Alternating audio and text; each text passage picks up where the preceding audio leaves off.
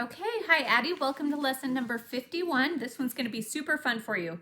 The first thing that you're going to do is your multiplication and division facts. So they're all mixed together. It's going to be a little tricky because of that, but I think you can do it, okay? And then we're going to jump into the lesson, which is going to be really easy for you because you are really a smarty pants, and this one's going to be easy peasy.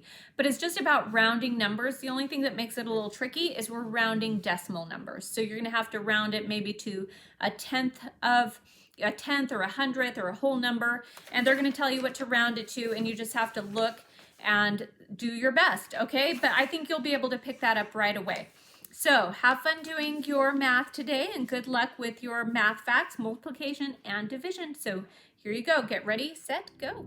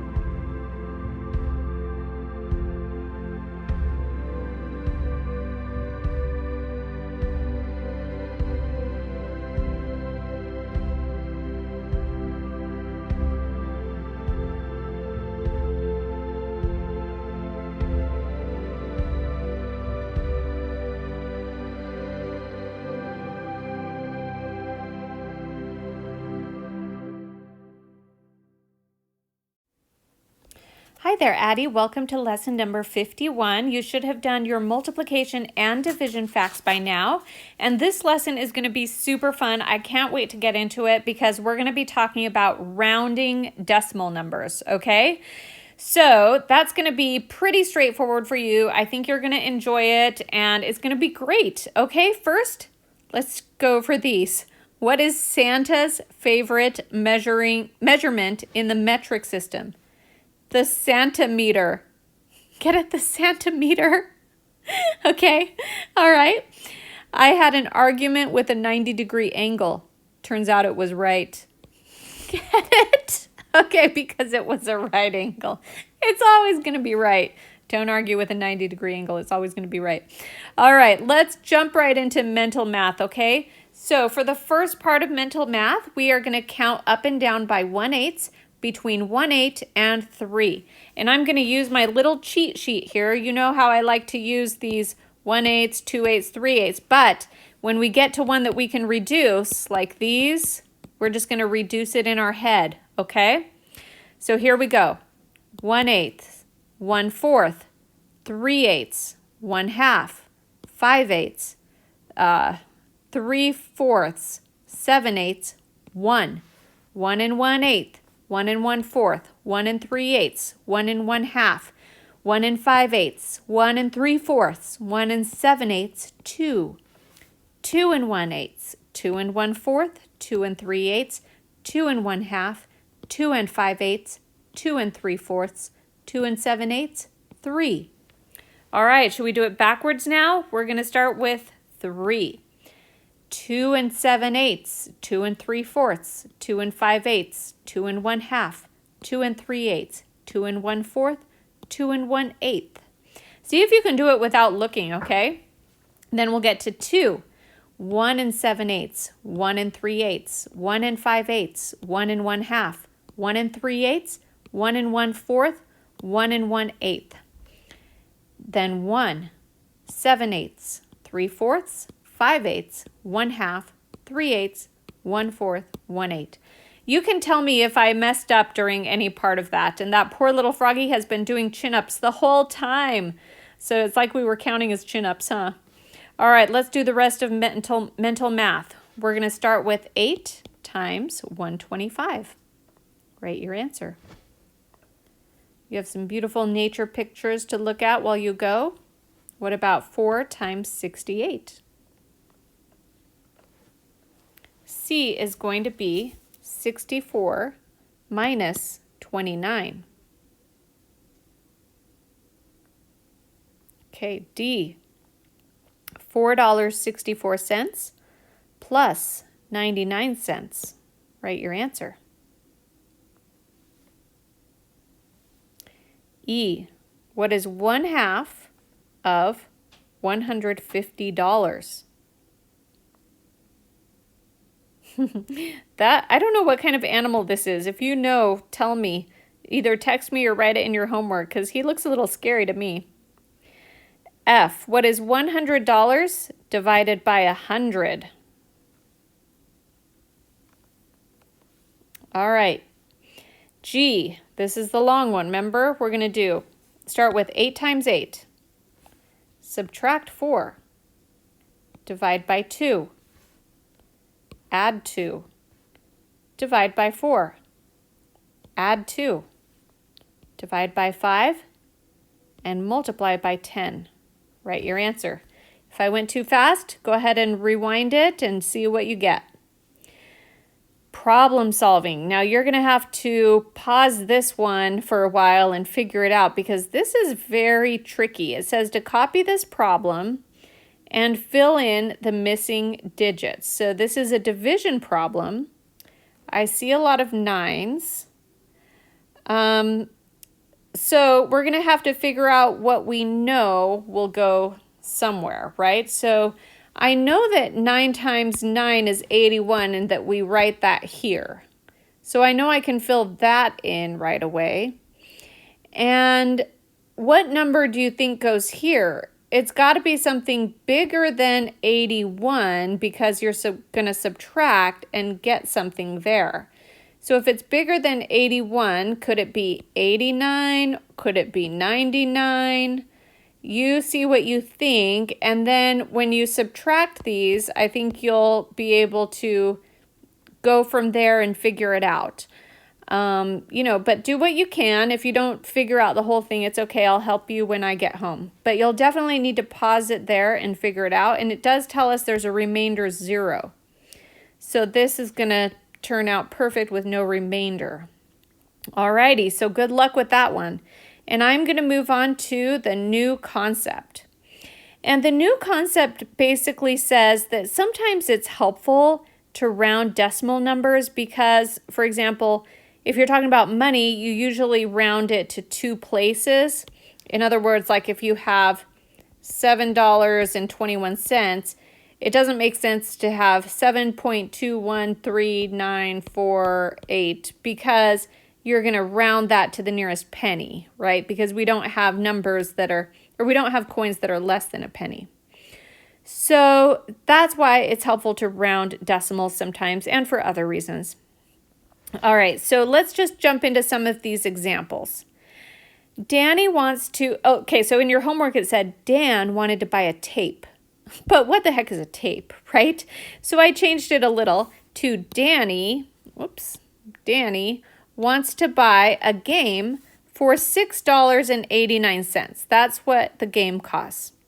But there's sales tax. So you know how when you want to buy something for $6.89, what they charge you at the register is going to be more than that.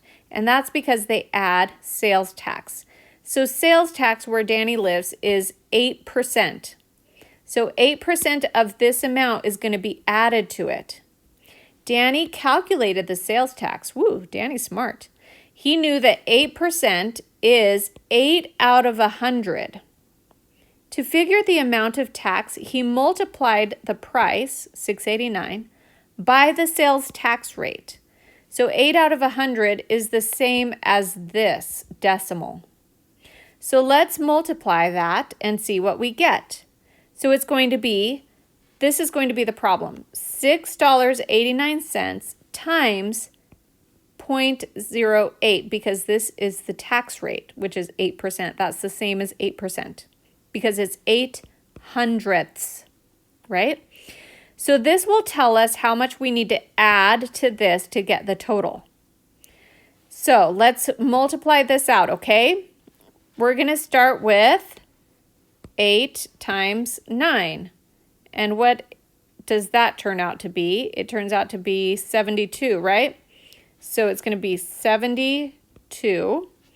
And then let's do 8 times 8, which is 64. And then we add 7 to that.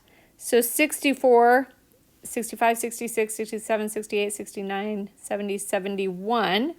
So we're going to have a 1 here and a 7 here, another 7. And then we're going to do 8 times 6.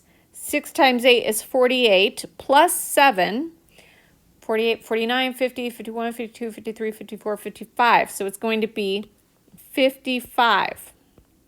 Okay, now this is the number that we get. We don't have to do all of these because it'll just end up being extra zeros, right? But where does the decimal go? Well, we count over. How many times does it go over? 1, 2, 3, 4. So we're going to go 1, 2, 3, 4. And the decimal is going to go here. And we usually put at least 1 0 in front of the decimal so that it looks better. And this is in dollars. Okay, so this is 55 cents plus a little bit, right? But the plus a little bit doesn't matter because we don't have coins that are that small. So how much tax would he pay if he purchased the tape? This is the question. How much tax is he going to pay if he purchased the tape? So to figure out how much tax he's going to pay, we have to round this to the nearest penny or the nearest cent. The nearest cent is going to be 2 places past the decimal point, 1, 2. So we stop here. So that's why you'll see a thing like this in your homework. It tells us where to stop. So we want to round this part to the nearest penny. So in order to round this to the nearest penny, we look at the number that's past it. So it could be that we're either going to take this and we're going to round it to 55 cents, or we're going to round it to 56 cents. So to figure out which one it goes to, you look at the number past this line. The number past the line is 1. Will that round up or round down? If it's bigger than 5, if it's bigger than 5, it's going to round up. If it's less than 5, it's going to round down. Since the next digit is 1, we're going to round down. So if Danny buys the tape or the game or whatever, he will need to pay this one, 55 cents in sales tax. So this is the right answer. So we could actually figure out how much it costs total when he gets to the register by doing $6.89 and then adding 55 cents to that. But it doesn't ask us to do that in this problem. So we'll just go on to example number 2. Example number 2 says that Sheila pulls into a gas station and she fills the car's tank with this many gallons of gas, 10.381. And when you are filling it up, it really does tell you, like way out there as far as the decimal point, how many gallons of gas. So we want to round to the nearest tenth of a gallon. So which one is going to be a tenth of a gallon? Let's see. If we write it like this, really nice and big, which one is in the tenths place? And that is this one. So where we want to round it is right here. Right here. So we want to round this number. And it's either going to be 10.3 if we round down, or it's going to be 10.4 if we round up. So let's look at the number that comes past that, and it's an 8. And that is higher than 5, so we know we need to round this up.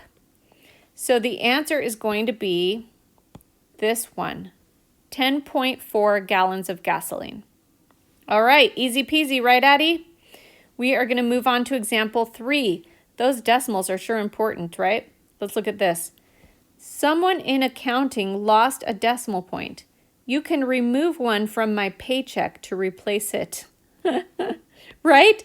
That's hilarious, because if you had a paycheck and maybe you were getting paid $1,000, what would happen if you remove that decimal?